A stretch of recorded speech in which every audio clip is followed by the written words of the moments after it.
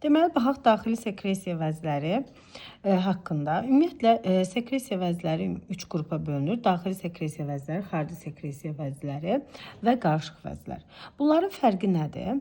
Daxili sekresiya vəzləri ifraz etdiyi maddələr, bioloji fəal maddələr hormon adlanır və onlar birbaşa qana sintez olunur, qana ifraz olunur. Xarici sekresiya vəzləri isə hər hansı bir boşluğa sintez olunur. Boşluğa açılır. Məsələn, qaraciyər vəzləri qaraciyər boşluğuna, mədə vəzləri mədə boşluğuna, tüpürcək vəzləri ağız boşluğuna, tər vəzləri bədən səthinə deməli açılır. Qarışıq vəzlərdə isə həm deməli qana ifraz olunan hormonlar var bunlarda, həm də qarışıq sekresiya vəzlərində deməli müəyyən boşluğa açılan maddələr var. Məsələn, fermentlər var. Mədə altı vəzində olduğu kimi 12 barmaq bağırsağı açılan bunlarda bir sıra fermentlər olur. İndi baxaq daxili sekresiya vəzləri. Ümumiyyətlə biz bilirik ki, ara beynin müəyyən artımları var. Yuxarı hissəsi talamus adlanır. Sonra deməli epitalamusu var, hipotalamus hissələri var. Deməli yuxarı talamus olan hissəsi gələn məlumatları, o onurğa beynindən, uzunsol beyindən gələn məlumatları birbaşa göndərir beyin qabığına. Sonra epitalamus hissəsi var ki, epitalamusda epifiz vəzi yerləşir. Bunlar kəllə boşluğunda yerləşən vəzlərdir. Yəni bizdən soruşulsa kəllə boşluğunda neçə ədəd vəzi yerləşir? Epifiz vəzi də bir ədəddir, hipofiz vəzi də bir ədəddir və bir növdür hərəsi. Həm iki növ vəzi yerləşir, iki növdə, iki ədəddə vəzi yerləşir. Epifiz vəzinə baxaq. Epifiz vəzinin hazırladığı hormon melatonin hormonudur. Buna üçüncü gözlə deyirlər. Və epifiz vəzi bioloji saat rolunu oynayır.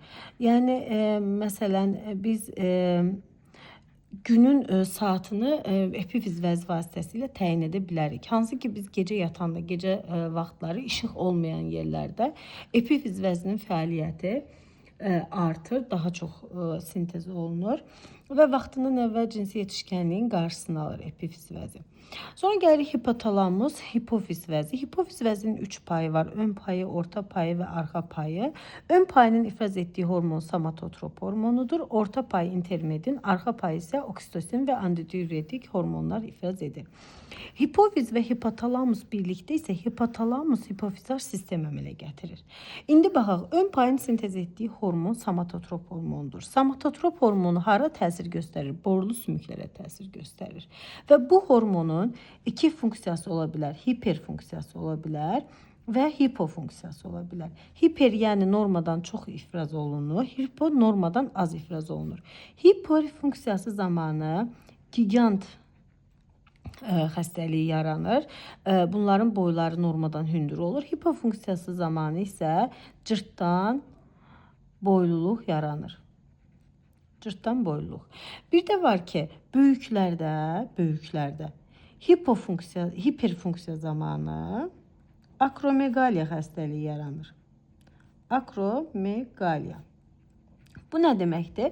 Akromegaliya xəstəliyi normal bir insanın hipofiz vəzinin birdən-birə hiperfunksiyası zamanı hər hansı bir hissəsinin dodaqda, burunda, bədənin məsələn ayaq hissəsi, əl hissəsi normadan çox böyüməsi deməkdir. Bu isə akromegaliya xəstəliyi adlanır. Orta pay intermedin hormonu ifraz eləyir. Bu melanin pigmenti bizim dərimizin deməli rəngini təyin edən pigmentdir. Arxa payızda oksitosin və antidiuretik hormonları ifraz edir. Bunlar da doğuş hormonlardır. Doğuş zamanı daha çox olur, artır.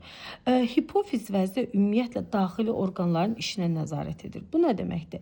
Bu vəzi ya birbaşa olaraq işə nəzarət eləyəcək, hansı ki bu hormonlar sayəsində və yaxud da ki hipofiz vəzi daxili orqanların işinə tənzim eləyən vəzlərə təsir göndərəcək, təsir edəcək və beləliklə də onların işinə nəzarət edir. Sonra gəlir ki, bunlar kəllə boşluğunda olan vəzlər idi. Sonra gəlirik boyun boşluğuna, boyunda yerləşən. Boyun boşluğu deməyək də boyunda yerləşən vəzlər.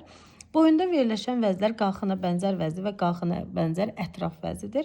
Bunlar say olaraq götürürsək, qalxana bənzər vəzi 2 pay 1 ədəddir, qalxana bənzər vəzi isə 4 ədəddir. Say olarak soruşsa biz 5 götürəcəyik. Növ olarak soruşsa 2 növ. Boyunda məsələn neçə növ daxil sekresiya vəzi var? 2 növ.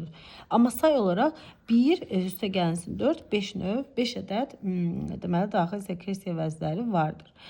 Və baxaq qalxana bənzər vəzi. Qalxana bənzər vəzinin hormonları trioksin hormonu, tiroidit hormonu, tiroidin hormonu və kalsitonin hormonudur.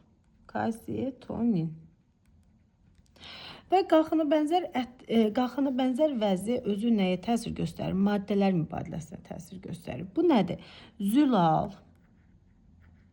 yağ, karbohidratların işinə təsir göstərir. Maddələr mübadiləsini sürətləndirir qalxana bənzər vəzi. Və burada tirooksin hormonu var ki, bu tirooksin hormonu ümumiyyətlə qalxana bənzər vəzlərin hormonlarının öz fəaliyyətini sintez etmək üçün bura yod lazımdır. Və baxaq kalsitonin hormonu. Ümumiyyətlə kalsitonin hormonu qanda kalsium və fosfor mübadiləsinə təsir göstərir kalsitonin hormonu. Qanda olan kalsium və fosforun sümüyə keçməsini tənzimləyir kalsitonin hormonu.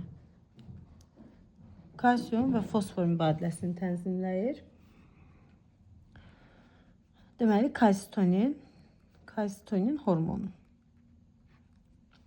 Və qalxana bənzər vəzin, məsələn, uşaqlarda bu vəzin fəaliyyəti normal olmayanda hipofunksiyası zamanı kretinizm xəstəliyi əmələ gəlir. Kretinizm xəstəliyi. Bu xəstəlik nədir?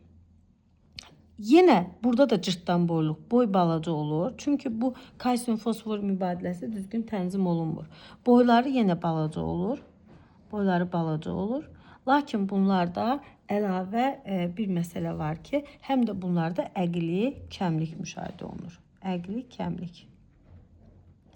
Yəni qalxana bənzər vəzin hipofunksiyası ilə cırtdan boyluq bir-birinə oxşayır. Yalnız əqli kəmliyə görə bir-birindən fərqlənir. Və qalxana bənzər vəzin hiperfunksiyası zamanı Bazidov xəstəliyi də müşahidə olunur.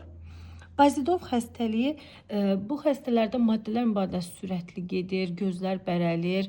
Daha sonra xəstə çox yeyir, amma bunlarda bunlarda sürətli zəifləmə halları müşahidə olunur. Bir də var qalxana bənzər vəzin hipofunksiyası. Hipofunksiyası zamanı isə miksedema xəstəliyi əmələ gəlir.